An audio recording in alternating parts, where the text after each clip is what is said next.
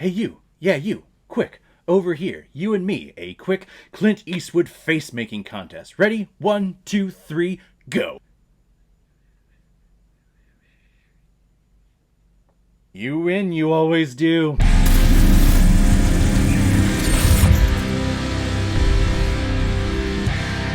The Line of Fire, released in 1993 and is directed by Wolfgang Petersen, who's also behind such films like The Never-Ending Story, Outbreak, Air Force One, The Perfect Storm, and the German World War II Nazi submarine movie Das Boot. And this film is starring Clint Eastwood, John Malkovich, Rene Russo, Dylan McDermott, Gary Cole, Fred Dalton Thompson, and John Mahoney. And the reason why we're talking about In the Line of Fire today is because it was a PayPal recommendation and donation from a huge contributor this year in 2024, Jeremy Pape.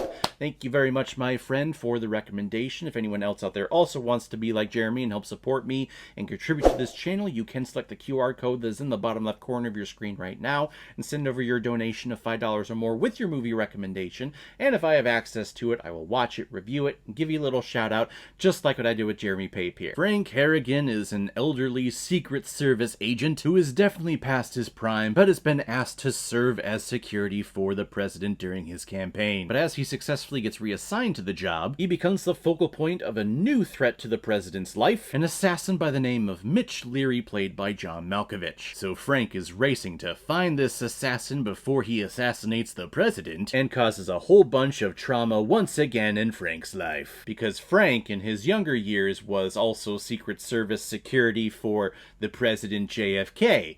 And we all know what happened with that guy. He was shot by Lee Harvey Oswald up in the Dallas Depository, and by no other people who were in the grassy knoll next to the car. Absolutely not. That never happened. Oh, it totally did. So I will say the character arc of Frank, even though this character is of a different generation where they treat women a certain way and are able to say certain things to the women co-workers that he has now that you would definitely get away with it back in the 60s. Guess you could get away with it in the 90s, but here in the 2024s, yeah, that would never happen. You say the things this guy said to Rene Russo's character in this movie, and my god, you would be fired in an instant. HR would get that and be like, nope, liability, you are out of here. Or if you said those things to a woman, I guess you could run for president for the Republican Party. I mean, that's this country. Now, I feel like I've always heard about this film, and this is definitely my first time reviewing it for Jeremy sending over that recommendation, so thank you very much.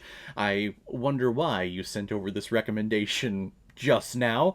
I mean, not like anything has actually happened in real life recently that has anything to do with the subject matter of this movie, right? But I am happy that I finally got to check it out, because Clint Eastwood, I know, at least in my life, I know him more as a director. And yes, he's starred in a lot of the stuff that he's directed, but, I know him as the elder statesman. He's the guy behind the camera who is definitely in his elder years, but he's still doing it. He's still directing, he's still doing everything because he loves making movies. Of course, the Man with No Name trilogy and those westerns, he's always a badass in those films. The year before this film came out, he released, directed, starred in, and then won the Academy Award for Best Picture with Unforgiven. Yeah, this was around the time that Clint Eastwood, he was killing it. And I think he kills it in this movie. I think he does a great job of playing this weathered down, wearied Secret Service agent who is just looking for redemption. I love his arc in this movie. He was young, he was a young Secret Service guy when he was with JFK, and then that goes down.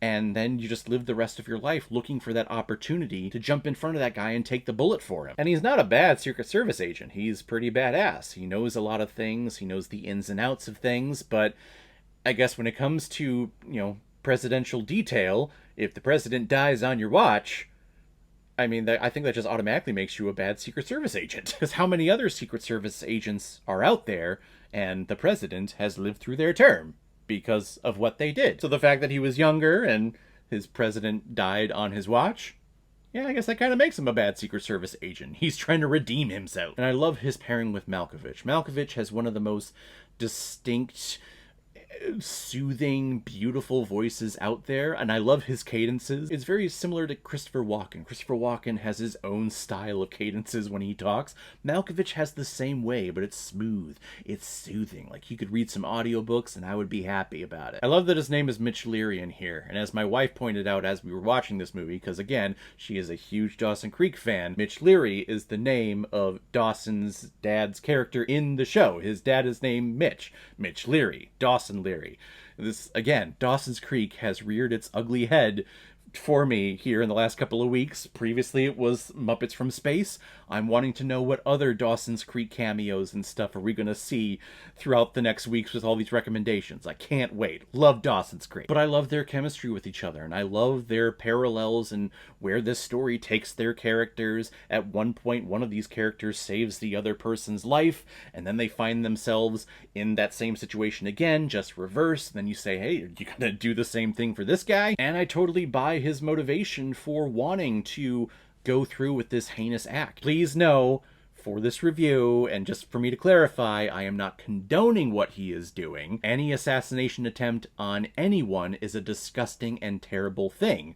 On anyone, let me make that perfectly clear. But in terms of the story of this film, this made-up, make-believe story, people, I get his motivation of where he's coming from. And that's what you want in an antagonist. That's what you want in a movie villain. You want to see where they're coming from, because their moral compass is totally different from where your moral compass is. And he's not a villain for being a villain's sake for the story. He truly believes in what he is doing. Like, he's not doing it to create chaos. He's not doing it to spout evil things all throughout the world. No, he's just a government employee himself that was done wrong by the system. He was done wrong by our government system. And because of that, he just wants to prove a point of how easily it could just come crumbling down. And he wants to point out all the hypocrisies when it comes to the US government. I appreciate that, because this was 1993, this is 2024, things have not changed much. So I dug this as an action thriller, and this was done before the Law and Order TV shows. So to see this political thriller based on these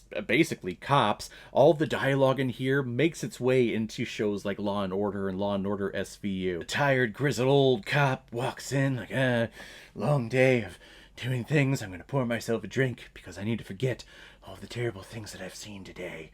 Drugs and bad guys and stuff. In the Line of Fire is an exceptional political thriller. It's a great cop movie, and it keeps you guessing. It keeps you on your toes the entire time, and it has great chemistry between the two lead actors and our two characters, and how they parallel each other, and how they repel, and how they attract each other to what they're doing. It was a beautiful story, and it's a wonderful film. I'm gonna give In the Line of Fire 4 out of 5 Blu-rays.